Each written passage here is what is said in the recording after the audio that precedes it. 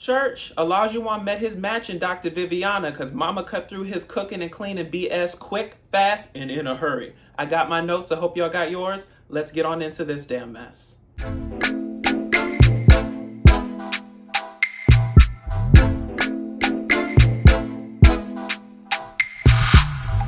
All right, y'all, so let's jump right on into our hot topic. So first off, Dr. Viviana is back, honey.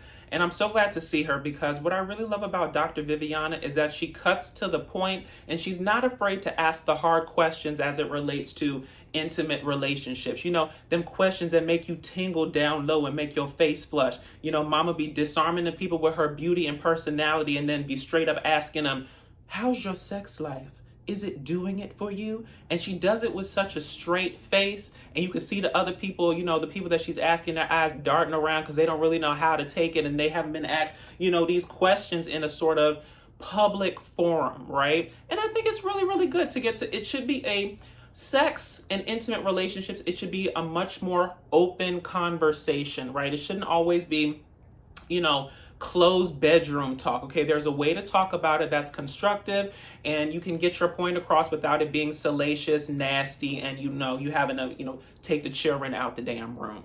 So good for Dr. Viviana. Furthermore, I'm just glad to see an expert show up, y'all. You know, attention experts, attention experts. These people need you, okay? Like sometimes I feel in past seasons of Married at First Sight, you know, the experts will be too hands-on, they'll be too micromanaging. And then in other seasons like this one, they'll let the people pretty much fend for themselves and only show up when necessary. So to me, there has to be some sort of middle ground between micromanaging them and, you know, leading them off to slaughter by themselves and only showing up when they actually, you know, need you in a desperate fashion, right? So glad to see Dr. Viviana. I hope some of the other experts will make some appearances. I know we saw Pastor Cal a couple weeks ago, but hopefully we'll see some of the other experts as the show goes on and in a more regular fashion.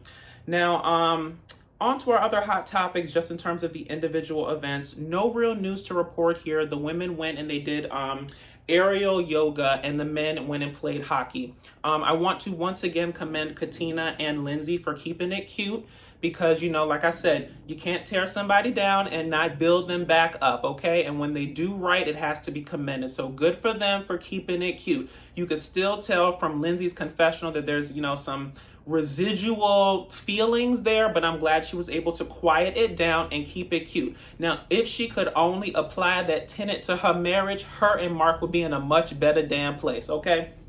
Now, like I said, not much to report on like the individual event front, but was it just me or were y'all nervous when the men was playing the hockey and there were no helmets to be found anywhere, okay? Correct me if I'm wrong, but it looked like ice hockey with them on the skates on the, you know, the frozen surface and whatnot. And all I kept thinking was, in the name of Natasha Richardson and Bob Saget, baby, head injuries are real, okay? And all they needed was some sort of swift fall to the floor, somebody hits their head, and off to the emergency room you go. So listen, all I know is that my lawyer hat says that that's some sort of liability issue, but maybe they signed, you know, made y'all sign a waiver that, you know, in case of fall, y'all won't sue them in production and the whole company and the Lifetime people. But that's besides the point and a conversation for another day.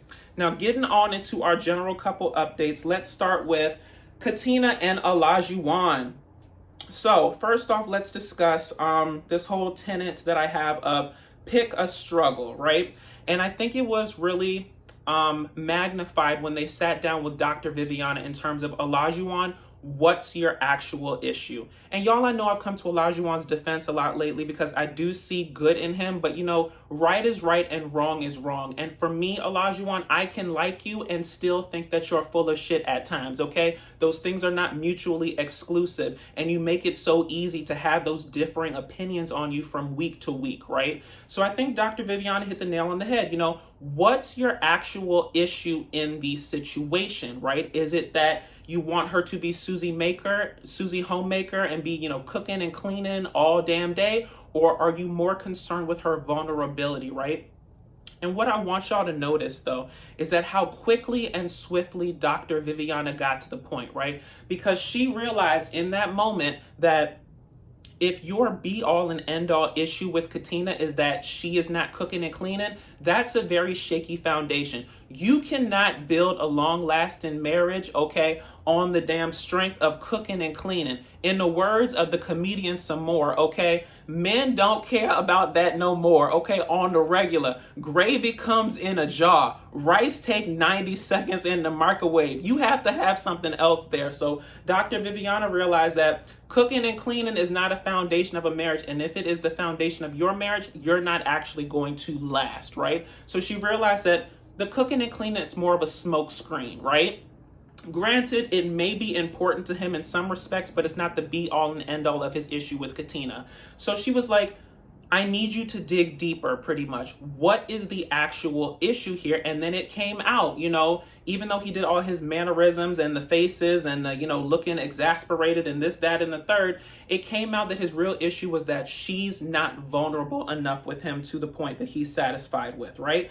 And so, listen, I said this in the last video. In order to be vulnerable, you have to feel safe with someone. And for me, the whole Katina and Olajuwon dynamic is cyclical dysfunction, okay? I don't feel safe, so I attack you, right? I attack what you feel insecure about, which is your cooking and cleaning, because I'm trying to get a reaction out of you, right? And then on the Katina side, because of my past trauma, when you attack me, I retreat. So it's this cyclical dysfunction that keeps going around in a circle until someone jumps off the merry-go-round, right? And so I said last week, Katina, speak up for yourself. Speaking up for yourself is a way to jump off the merry-go-round, actually just to pause it for a second, pause the merry-go-round, set your intentions, and then get back on, right? You want to do these things. You want to speak up for yourself, because if you don't, these things have a way of festering and then blowing themselves up into other issues that may come back, to hurt you guys later in a more dramatic fashion. So get off of the cyclical dysfunction. It's not healthy.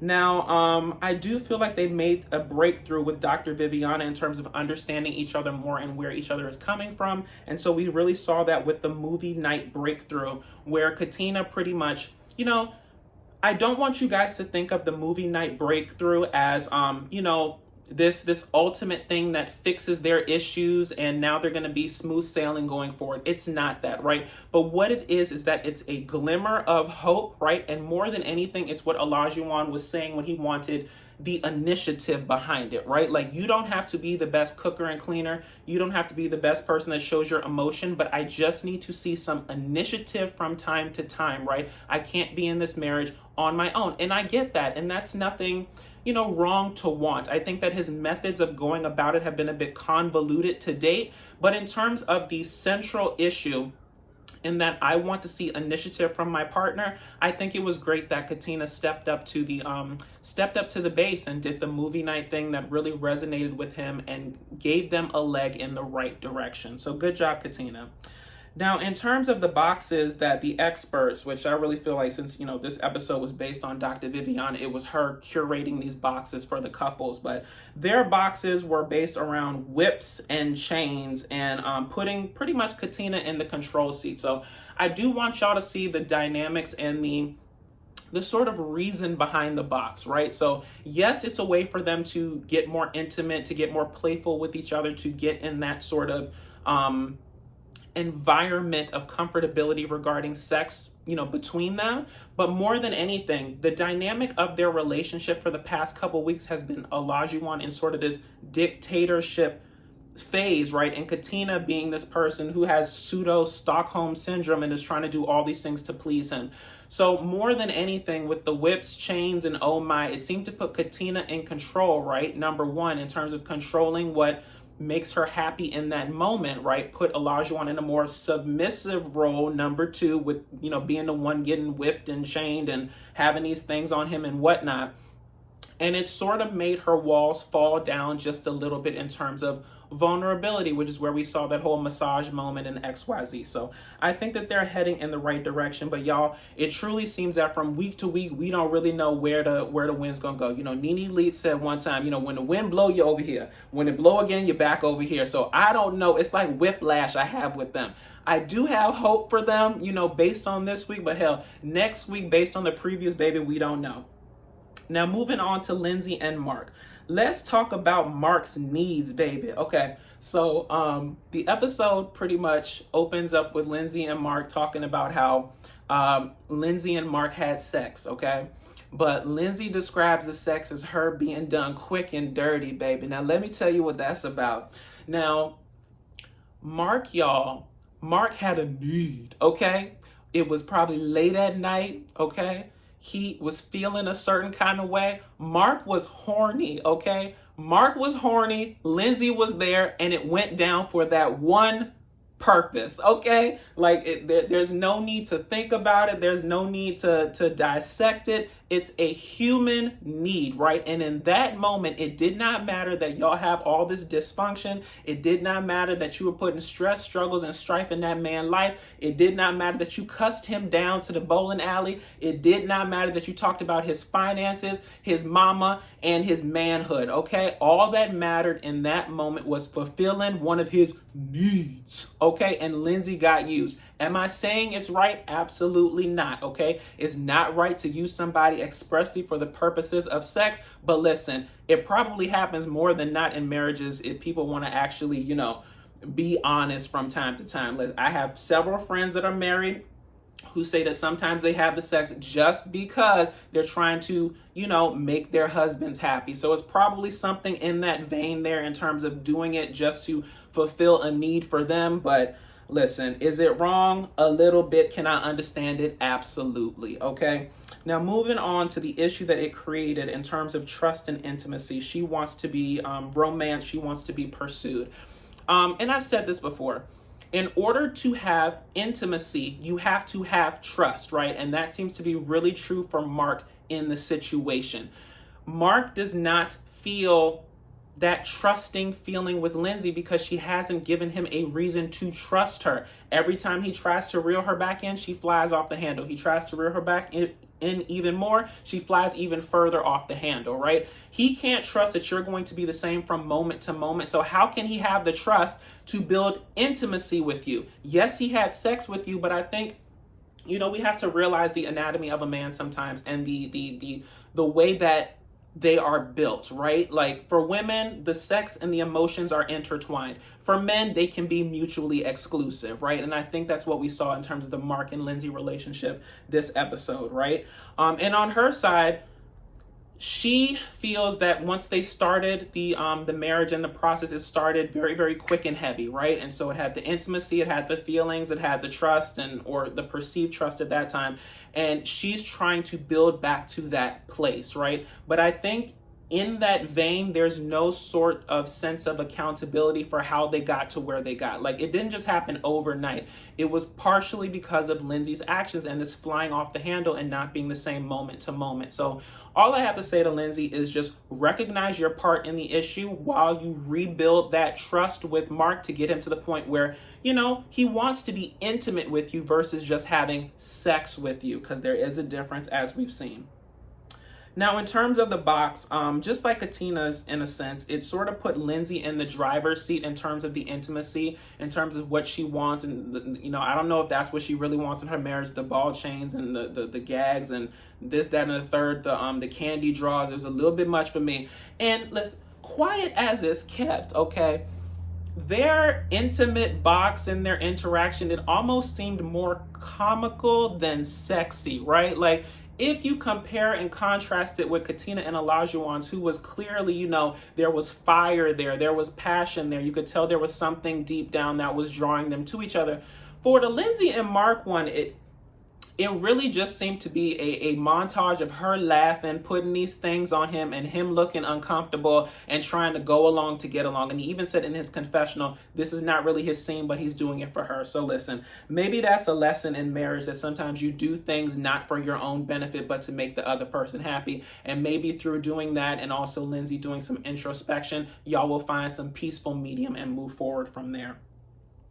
Now on to Jasmina and Michael, y'all. Let's talk about this communication breakdown, this perpetual communication breakdown. Jasmina, I've tried to give you some rope in this situation in terms of believing you when you say that there was an altercation between you and Michael where he talked to you disrespectfully, right? If you say it happened, there's a saying in my family, I believe that you believe that what you're saying is true, right? So, let me even take that out because that's rude. I'm not trying to, create any sort of qualifiers, right? If you say it happened, then it happened. And because there's no, physical evidence, no camera evidence to the contrary, we have to believe that that happened, right? But that to me brings us to one of two places, right? Either you are just intentionally difficult to communicate with, or you haven't forgiven him for that one altercation that y'all had, right? I'm more inclined to believe that you haven't forgiven him, right? There's a saying, and I think it's from Tyler Perry, don't quote me on it, but it pretty much says, if you have problems with somebody, friend, relationship, otherwise, if you have a problem with somebody and you bring it to them and that person actively tries to change and tries to meet your expectations, keep that person around because they care, right? And if that person, once you tell them the things, and on the other side, right, if you tell the person the thing that troubled you, the thing that you have conflict with them with, and they do absolutely nothing, then let that person go because they don't care, right? And I think what we're seeing is that Michael cares, right? He keeps trying, and it seems like he's meeting this brick wall with the way Jasmina communicates, or the way she wants him to talk to her. It just seems very, very convoluted, and I'm having trouble trying to see the forest for the trees because I don't really understand the issue, right? So let's just talk about the breakdown in terms of Dr. Viviana, right? So Dr. Viviana comes in the situation and she pretty much assesses that, y'all don't communicate well, which is probably the understatement of the century, right? But, the experts always try to come with actionable solutions, things that you can work on, right? And so what she says is, if talking face to face is not working for you all, why don't you try journaling, which is pretty much where you take a journal and you write down your feelings or what you'd want to say in the situation. And so I'd assume, I don't know this to be a fact, but I'd assume that once you finish journaling, you pretty much exchange journals, right? And you get to read what the other person really wanted to convey to you without the interruptions of them trying to jump into the conversation in your face or interrupt you while you're trying to get your thoughts across, right? And it seemed like a pretty innocuous solution, right? Something that wasn't going to cause a whole bunch of fuss between you all, but even that caused an issue, right? And so let's just break it down. The man is saying, and he's pretty much reiterating what Dr. Viviana is saying. We don't communicate well face to face, okay? When we get talking, emotions get high, facial expressions start changing, you contorting your face, you walking away, things are happening. There's just a lot of different factors to why we can't communicate effectively. So why can't we just give this a try in terms of the journaling? He even said, I don't give a damn about the journaling, but if it's a different way to try to communicate with you, to try to reach some sort of level set state where we can start over, then it might be worth the effort, right? And on the Jasmina side, I think that she's so sitting on ready for him to do whatever she thinks that he did to her in the past, or whatever she believes happened in that altercation situation. I'm not trying to minimize it at all, y'all. But I think she's sitting on ready, right? That whatever he says, it's going to piss her off, right? And that's a very difficult place to be if you don't give someone the rope to try to change your mind, to try to show that they have changed in a way, to try to show that they have grown and they're listening to you and they're trying to get on your better side. And what I don't want it to create is the whole thing that I said, in the last video with Katina and Olajuwon. I don't want it to be a situation where Michael is consistently trying to chase after Jasmina's approval, right? Because it sort of creates this unequal playing field where, one person's affection and emotions and wherewithal is more important than the other one's, and the other person has to compensate by trying to come up to their level to please them in a sense. And I don't think that that's a worthwhile expenditure of time or a way to start and continue our relationship. Now going back in terms of to what, Jasmina was saying. Jasmina was saying, we don't communicate well. She recognized that point, but she said, I don't want to journal. Now, the way she communicates it is very condescending. I don't know if she's completely aware of how she comes across, but if anybody has been talking to anybody disrespectfully lately, it's Jasmina to Michael, right? And y'all could drop down in the comments and let me know if y'all agree. She's just very condescending. Her tone is just very rude, and it sort of puts the other person at a disadvantage, because how do you work worthwhile with somebody who clearly has all of these walls up all the time? Now, if we're trying to get to the central issue in terms of what she was trying to say, she was essentially trying to say, even though she said it in a bad way, that journaling is not effective for her. What she would rather do is do a system where we're talking to each other and we ask each other if they're finished their thought before we interject and continue with our thought or our rebuttal to what they said, right? And to me, listen, if we are going from A to C, Michael was trying to go from A to C with the journalism, okay? Or the journaling exercise.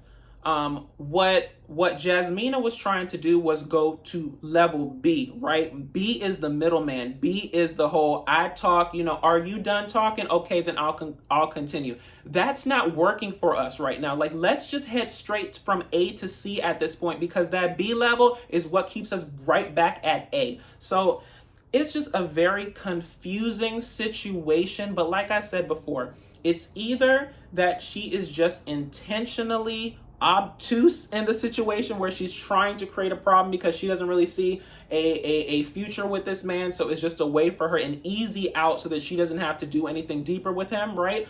Or it's that she hasn't forgiven him for past actions and it's manifesting itself into this situation where she's always sitting on ready with him. I don't know what the answer is. Y'all drop down in the comments and let me know, and we'll both find out as this season goes on. But I think what helps the whole situation regarding Jasmina and Michael, y'all, is that they like each other. And I think that that's evident. But I don't think that that's enough to save a marriage, right? Like, you can like my physical, you can like who I am as a person, we can laugh together, we can have fun. And I said this in the last video, the opposite of love is not hate, it's indifference, right? So as long as you care, there's still hope. So I feel like as long as they have some level of connection, even if it's just, you like how I look, I like how you look, we can laugh together when it's a light topic. Maybe they can build from there and find different ways to communicate with each other. Because to me, if you like me at the core, we can work with that. The problem is, if you don't like me, there's nowhere to go, right? And I don't think we're there yet. So hopefully there's hope. Now, in terms of their box curated by Dr. Viviana, it pretty much centered around blindfolded questions, which I think was the best box for them to have, right? Because like I said earlier, talking face to face doesn't seem to work for the two of them. So for them to both be blindfolded, or for one person to be blindfolded while the other person, takes in what they're saying without the whole burden of their facial expressions, trying to analyze, if they're coming from me, the inflections in the voice and stuff like that, taking that element out of it, it seemed to help them come to some sort of level set playing field, right? I don't know how long this is going to last, but I say, if it's here, go with it, right? And I think y'all just need to approach it from that level set standpoint, because, if you can't, I think Michael was right, and I think he said this in his confessional, if we do not get past the communication issue, we're never going to get to anything else in our marriage, because the communication issue is the issue that all the other issues branch from, right? So y'all need to work on your communication, and I still say try the journaling, but listen, if the whole you talk, I talk, are you finished works for you, then you have to go with what each other is comfortable with. I think that it's I think it's just a placeholder exercise. I really think that the journaling might have actually helped y'all, but listen, far be it from me to tell people what to do in their marriage. I just give my advice and then go home, okay? So y'all work it out between you, and we'll see what transpires with that. And on to Steve and Noy, y'all. Let's talk about this, the financial compromise. Y'all, I feel like we continually go in circles with Steve and Noy, right? Everything is fine and then it's not, and then everything is fine and then it's not. And so it all really comes back to finances for Noy. They say that in marriage, the two things that makes most marriages break up is trust and finances, right? And they seem to have trust with each other, but it's the whole finances aspect. But to me, if you don't have the finances either, then there's some element of trust that's involved in there. So that probably torpedoes it as well. Now, on to the financial compromise, y'all. I think what we've seen with Noy through this season is that she has trouble compromising on things that are either important to her or things that she has conceptualized in her life that she wants to have there, right? And I've said this before, there's nothing wrong with having a blueprint for your life, to have, a reason and a way and a guide for how you want things to go, but you have to be amenable to change, because life is change. If there was no change in life, life would be over, right? So you have to be amenable to change. But going with that, it's the whole thing. I want 3 kids. I want Steve to have a job. It's this whole immovable spirit that seems to permeate over her in terms of what she wants and what she doesn't want in her life. And in terms of the financial compromise, I would really implore her. Y'all, I spent 9 years in corporate America, and I did accounting for pretty much the lion's share of that time. And what has always helped me from my accounting experience has just been budgeting, right? I actually love to budget. I do a weekly budget. I sit down and I see where my finances are, things that I want to buy, ideas that I want to pursue. How much will it take to do that? X, Y, Z. And I think it's just a way for you to visualize, your life in a sense, and the tool to make that happen, which is the money, right? And I think her reluctance in terms of the way Steve lives his life is that she comes from a place of lacking, right? She came to this country as a refugee. They didn't have anything. Finances were a problem. And so her and her family pulled themselves up by their bootstraps to where they are right now, where they don't necessarily worry about money in a sense, right? I mean, everybody worries about money to a certain extent, but, she's in a comfortable place and she wants to stay there. If you think about it, Steve threatens that comfortability that she's built in terms of, the life that she's built for herself, and that scares her and probably leads to a lot of the issues that they go through. Now, back to the budgeting piece. I understand where Steve is coming from, okay? And let me say that. Steve is saying that I work so I can live, okay? And it's not important to me to keep a 9-to-5 corporate America job all the time, right? If I have enough savings, then theoretically that should be enough for where our life is set up. And going back to the budget one more time, y'all, I'm going to actually make this point this time. Y'all need to make a budget, not a mock budget, not a play budget, but an actual budget. And think of a budget more as a living, breathing document. It's pseudo like the damn Constitution. You can always go back and change it and adjust it as times go on, right? But y'all need to really figure out how much your life together individually and combined costs, right? And see between Noy's income from her job and Steve's savings and his ability to do his part-time work, whether or not it's feasible for the things that you guys want to accomplish in your life. I think that there's nothing more valuable than seeing the actual finances in black and white. That's probably the thing that attracted me to accounting in the first place, is that it was very simple math, right? 2 + 2 = 4. It wasn't 2x + y equals, the square root of z times f. It wasn't anything like that. It was real, actionable numbers. And I think until you guys have a deep dive into your finances and what that actually looks like, any conversation that you have around the topic is just pure conjecture, to be completely honest, right? Now, we have to call a spade in certain situations. Steve, when you sat there and said out your throat, face, and teeth, okay, that if I got a full-time job, I couldn't do all the cooking and the cleaning and keep this apartment in the sky so clean. That was bullshit, and we have to call it out, okay? That was one of those situations, y'all, where you have a thought ruminating in your head, but it's not fully fledged, and you send it out there before it's actually fully conceptualized. And Noy saw it for what it was. It just sounds like excuses, and that's literally what that was. Wasn't the best argument, and I generally like Steve, and that to me made him look a little bit dodgy in a sense, because I always thought that him not working and him, being open to what life has to offer was more of like one of those spiritual choices versus I don't want to work. And in that instance, what you saying, if I have a full-time job, I can't cook and clean and keep this apartment in the sky clean. It seemed a little bit dodgy to me, but listen, my general rule is 1 time is a fluke, twice is a pattern. So I'm gonna give you this one this time, Steve, but I'm watching you, okay? Now, on to the actual issue between the two of them, y'all. And I think we really need to talk about it. Just like Olajuwon in terms of, picking what the actual issue is in the situation, I think I need Noy to find out what her central issue with Steve is, right? Because it's either one of two things. Either, number one, you are valuing the financial security that comes with a full-time job, like that's where you put your end all and be all in terms of the problem that you have with him? Or is it that you have trouble with him seemingly not having an aim in life, right? Comparing it to myself, I emancipated myself from corporate America after being in there for 9 years, right? But I'm not just sitting around doing nothing. I'm trying to build this social media aspect. I'm trying to build this YouTube channel. I really see a vision for myself and I'm pursuing that full force, right? And I think for Noi, the whole not having an aim is that when you're not working and you're just doing you, it looks like you sitting around the apartment and cooking and cleaning this apartment in the sky, okay? Like she doesn't see anything tangible with it. Like there's no hustle to it. Like you're sitting there watching me. And I said this in a prior video, Steve, you need to look busy. My general rule for corporate America when, them damn partners and everybody was harassing me about their work that I didn't care about was always look busy, okay? Because when you always look busy, can't nobody tell you nothing, okay? Unless they're actually looking at what you're doing, but that's besides the point in a conversation for another day.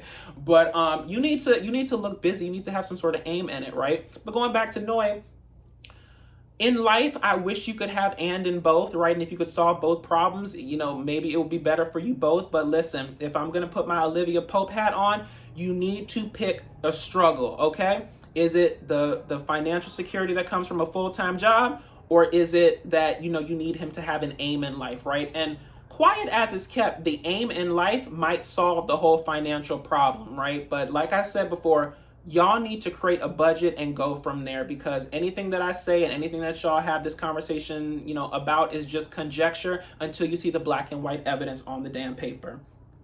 Now on to the box curated by Dr. Viviana. She gave him a 5 census box, which I thought was a bunch of BS at first. I said, isn't there issue with finances? But I guess they don't make a financial box down to the place where you pick the boxes from. But then later in the episode, we saw that they did a fears exercise, which I thought was very helpful, right? Because to me, unless you tell me the issue in plain black and white English and whatnot, it's very hard for me to make actions on it. Like we teach people how to treat us. You need to tell me what you need, right? And so if these are your fears and you've told me what they are, we can work on them and dissecting them and figuring out how to come to some consensus where she doesn't feel that she's taking care of a whole household and a stay-at-home husband, and he doesn't feel that he's not free and forced to work this life in order to make her happy while diminishing himself and making himself not who he wants to be in life, frankly. So I think that's really all I want to say on this episode, y'all. So if you liked what I said, please feel free to like, comment, and subscribe. Follow me on all social media at DatDamnDasher. And until next time, y'all, build the trust and the intimacy will follow. I'll talk to y'all later. Bye.